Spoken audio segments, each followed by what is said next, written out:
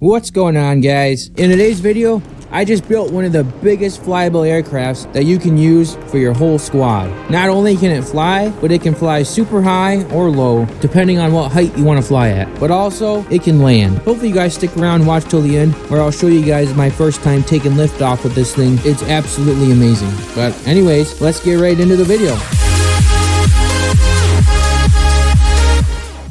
So this is actually going to be a part 1 of this series, building your guys' comments. Make sure to leave your comments down below what you'd like me to build next time. But anyways, we got RC right here. He says, what I want to see next time is a mega aircraft on which we should be able to place multiple chests to go from biome to biome. So that's exactly what we're going to be building today. Hopefully you guys enjoy. Stick around to the end to see this thing take off. It's going to be freaking epic.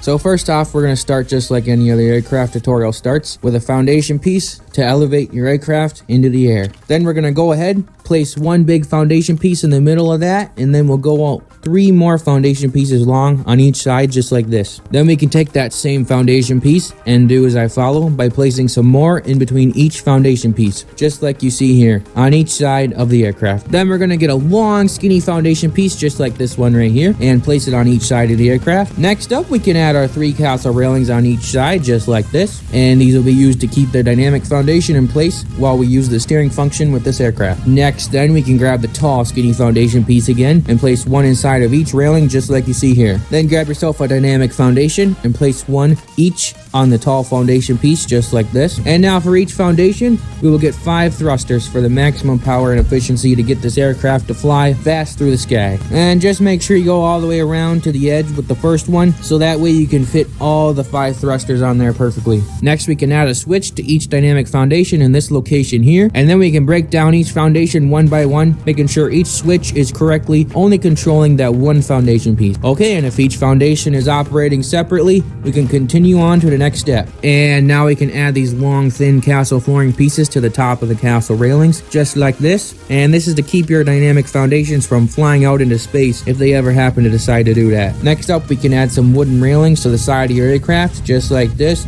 the 16 block long ones first in these positions, and then take the slightly smaller wooden railings and place them on each side of the longer railings just like this. Now we have officially closed off this aircraft, making it so you or one of your squad mates does not fall off the edge of this thing if that ever were to happen. Now we can come over here to the bottom and place all your large thrusters in these locations as you see here. Now make sure to add some foundation pieces just like this, and then we'll throw a few large tires on the foundation pieces, so that way when you're landing you have these to land on. Alright, next up, come over to the middle of the aircraft and we'll place a 12 block long railing just like you see here. Just make sure it's somewhat centered. It doesn't have to be perfect, but closer to better. Then we'll place a few more just like you see here. Then get yourself a 16 block long railing and place it on the outside of those railings just like this. Now we can place all our beds right here and grab yourself a large chest or whichever chest you like. It does not matter. Any chest will fit in this spot, and we'll place them just like this. Next, we can go around the ship adding chests in all these spots. This is really a personal preference. You can